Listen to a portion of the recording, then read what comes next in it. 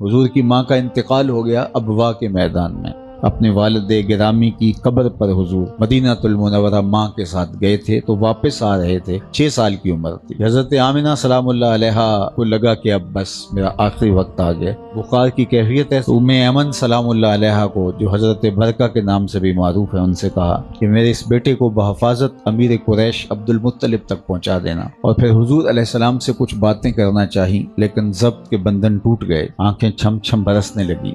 جو 2 جملے کہہ سکیں وہ ابن حشام نے محفوظ کی۔ یہ سیرت کی سب سے پہلی کتاب ہے۔ حضرت آمنہ بہت کچھ کہنا چاہ رہی تھی اس آخری لمحے میں، تو آپ نے حضور کے سر پہ ہاتھ رکھا تو بمشکل جو جملے کہے وہ یہ تھے کہ بیٹا، ہر نئی چیز نے پرانا ہو جانا ہے، ہر باقی نے فنا ہو جانا ہے، میں لیکن میرا ذکر نہیں مٹے گا، اس لیے کہ تیرے جیسا ستھرا بیٹا چھوڑ کے جا رہی ہیں۔ جن ماؤں کے بیٹے اتنے اچھے ہوں ان کا ذکر نہیں مٹا کرتا۔ یہ آخری لفظ تھے، تو اس کے بعد ان کا انتقال ہو گیا، پھر وہیں دفن کیا، اور ام ایمن کے ساتھ حضور مکہ المکرمہ پہنچے۔ حضرت عبد المطلب نے جب سنا کہ میری بہو راستے میں انتقال کر گئی ہے تو حضور کو آغوش میں سمیٹ کے بہت روئے۔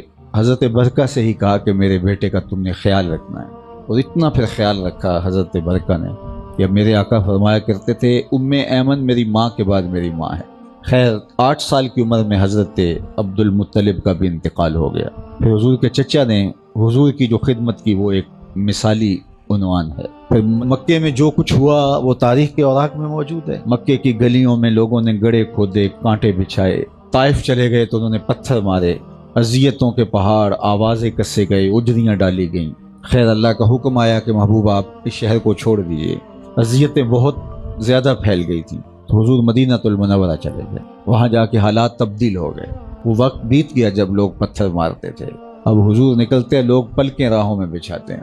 ادب کی آیتیں اتر چکی ہیں، خبردار میرے نبی کی آواز سے آواز بھی اونچی نہ کرنا، عمل ضائع کر دوں گا، تمہیں خبر بھی نہیں ہونے دوں گا۔ اب حضور نماز عشاء پڑھانے کے لیے مسجد نبوی میں نکلے، تا حد نظر صحابہ حضور کے منتظر بیٹھے تھے۔ جو ہی حضور کو دیکھا تو ادب سے کھڑے ہو گئے، تو آقا کریم علیہ السلام کی آنکھیں برسنے لگی اور حضور کو ماں یاد آ گئی، اور آقا کریم نے ایک تاریخی جملہ کہا۔ حضور نے کہا کاش آج میرے ماں باپ زندہ ہوتے، کم از کم میری ماں ہی زندہ ہوتی، اور میں لوگوں کو نماز عشاء پڑھا رہا ہوتا اور اس میں سورہ فاتحہ کی تلاوت چل رہی ہوتی، پھر میری ماں کو میرے ساتھ کوئی کام یاد آ جاتا، پھر وہ دروازے پر آتی اور مجھے میٹھے لہجے میں بیٹا کہہ کے آواز دیتی۔ فرمایا لوگوں میں نماز چھوڑ کے پہلے ماں کی بات کو سن لیتا۔ مائیں تو مائیں ہوتی ہیں، اللہ نے ان کے سینے کے اندر وہ اتنا پیار رکھا ہوا ہوتا ہے کہ وہ، میں دوستوں کو کہتا ہوں کہ یہ سڑکوں کے کناروں کے اوپر بڑے بڑے ہیوی ترازو نصب کر دیے گئے ہیں، پورا کنٹینر سامان سمیت تول لیا جاتا ہے، لیکن آج تک کوئی ایسا ترازو ایجاد نہیں ہوا جس پر ماں کے پیار کو بھی تولا جا سکے۔